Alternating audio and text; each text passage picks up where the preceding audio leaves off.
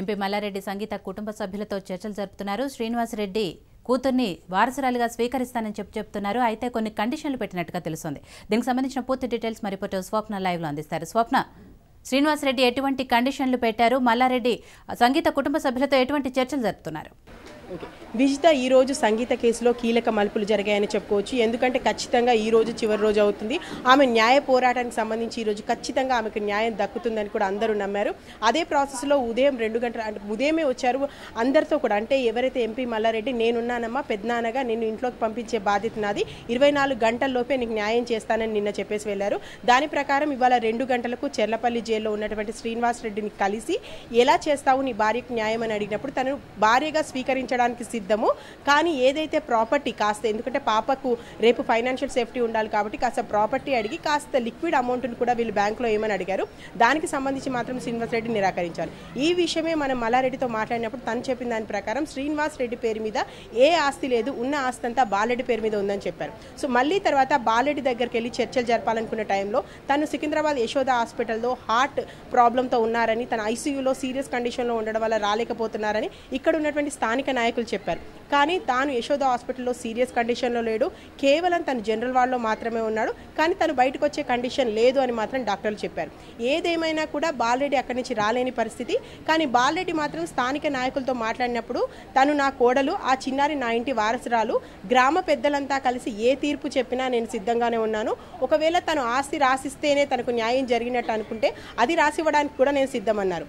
కానీ ఇప్పుడు శ్రీనివాసరెడ్డి ఇచ్చినటువంటి కొత్త ట్విస్ట్ తోటి అసలు ఏం జరగబోతుంది సంగీత లైఫ్లో? సంగీత మరి వెళ్తుందా? ఎందుకంటే అంత అమానుషంగా ప్రవర్తించినటువంటి వ్యక్తితో తిరిగి తాను వెళ్ళడం ఎంతవరకు సమంజసమని వార్తలు వస్తున్న నేపథ్యంలో సంగీత ఇప్పుడు చెప్పు, మల్లారెడ్డి గారు నీకు ఏం అభయం ఇచ్చారు?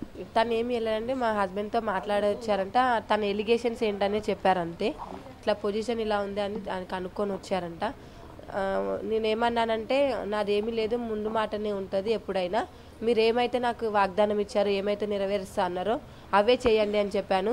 సరే మీ మామయ్య గారితో మాట్లాడొస్తా అని చెప్పేసి వెళ్ళిపోయారండి. అంటే తను ఏమంటున్నారంటే కేసులన్నీ విత్డ్రా చేసుకుంటే నువ్వు అడిగింది ఇవ్వడానికి సిద్ధం, ఏదైతే పాపకు సంబంధించి నువ్వు ఫ్యూచర్ సేఫ్టీ గురించి అడిగావో అవి ఇవ్వడానికి సిద్ధం, కానీ కేసులు ఎత్తివేయాలని కండిషన్ పెడుతున్నట్టు మా దగ్గరికి వార్తలు వచ్చాయి. మరి దీని గురించి? ఆ కేసులు ఎత్తివేయాలి, ఆ కండిషన్ నెరవేరుస్తామని అయితే ఏమనలేదు.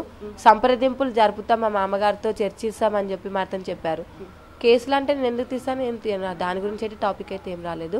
ఎందుకంటే ముందు నుంచి నాకు హామీ ఇచ్చింది మల్లారెడ్డి గారు సరే, తను నెరవేరుస్తారని చెప్పి నేను నమ్ముతున్నాను. ఇప్పటికీ 3 డేస్ అవుతుంది. 3 డేస్ నుంచి మాట్లాడిస్తాము, ఒక కొలిక్ చేస్తాము, సమస్య తీరుస్తామని చెప్తున్నాడు.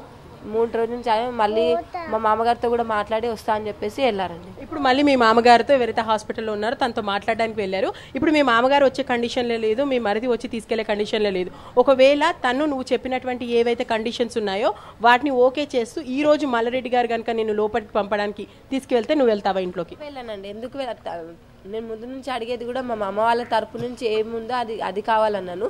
నా తండ్రి లాగా భావించి తను మధ్యలో ఉండి నాకు చేస్తా అని చెప్పారు. కానీ నాకు వాళ్ళ బుద్ధి కూడా వర్షన్ కావాలి.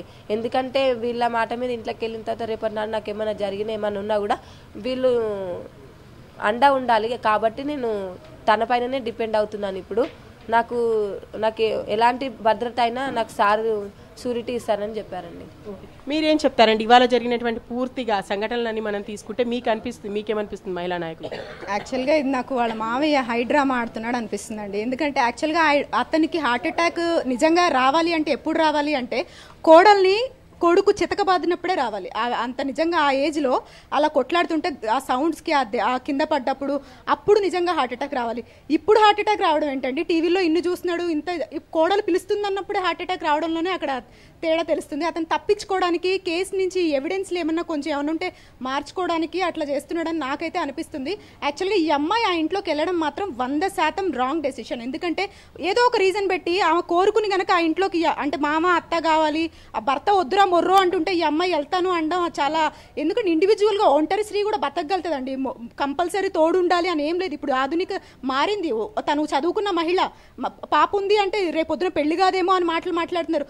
ఆమె ఒంటరిగా కూడా బతకగలుగుతుంది, ఆమె కాళ్ళ మీద ఆమె నిలబడగలుగుతుంది. కానీ వాళ్ళు చేసిన మోసానికి ఆమెకు కావాల్సిన నష్టపరిహారం చెల్లించాలి, శిక్ష కూడా అనుభవించాలని నేను కోరుకుంటున్నాను.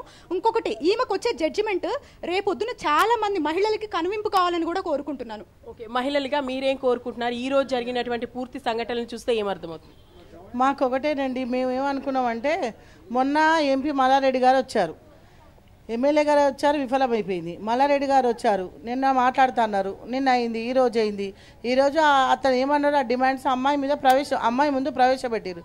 ఒకటండి, ఆడదానికి కావాల్సింది ఆస్తి అంతస్తులు బంగారం అవి కాదండి, భర్త కావాలి. ఇప్పుడు భర్త అనేది మెయిన్ ఇంపార్టెంట్.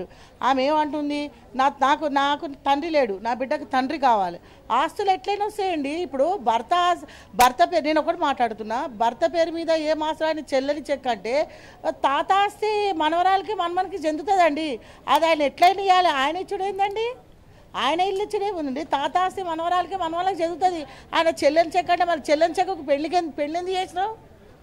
ఇది ఓవరాల్గా విజిత. ఇక్కడ చూసుకుంటే కొంతమంది మాత్రం ఇంత హింసిస్తున్నటువంటి భర్త ఉన్నప్పుడు ఆ భర్త దగ్గరికి పోవాల్సిన అవసరం లేదు, నీ కూతురికి ఫైనాన్షియల్ సేఫ్టీ ముఖ్యమో అది చూసుకోవడం బెటర్ అని సలహాలు ఇస్తున్నారు. మరొక కొంతమంది మాత్రము భర్త ఎలాంటి వాడైనప్పటికీ కూడా ఒక బంధం అనేది ఉంది, ఆ బిడ్డకు తండ్రి అనేవాడు కావాలి కాబట్టి భర్తతో వెళ్ళడం బెటర్ అని చెప్తున్నారు.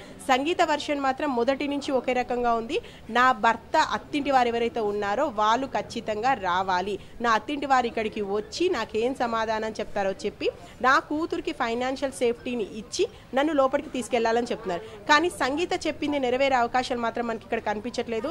ఎందుకంటే ఎవరైతే భర్త అదే విధంగా అత్త ఉన్నారో వాళ్ళు నాన్ బెయిలబుల్ కేసులో ఉన్నారు, సో వాళ్ళు రాలేరు. ఇక మామ ఎవరైతే ఉన్నారో తాను ఐసీయూలో ఉన్నారని చెప్తున్నారు, సో తను ఇచ్చే అవకాశం లేదు. ఒకవేళ మల్లారెడ్డి గారే మధ్యలో ఉండి అక్కడ జరిగిన విషయాల్ని అఫీషియల్గా ఒక బాండ్ పేపర్ మీద తీసుకొని తనకేమిస్తున్నారు అనేది ఒక రకంగా మొత్తం పూర్తి స్థాయిలో కూడా దానికి ఒక ప్రూఫ్ అనేది ఇచ్చి ఈమెను లోపలికి తీసుకెళ్తారేమో చూడాలి. ఏదేమైనా కూడా ఒక్కసారి వాళ్ళు వెళ్ళి వాళ్ళ మామ బాలరెడ్డితో మల్లారెడ్డి గారు మాట్లాడి వచ్చిన తర్వాత మాత్రమే మనకు దీని మీద ఏం జరుగుతుంది అనేది విషయం తెలుస్తుంది.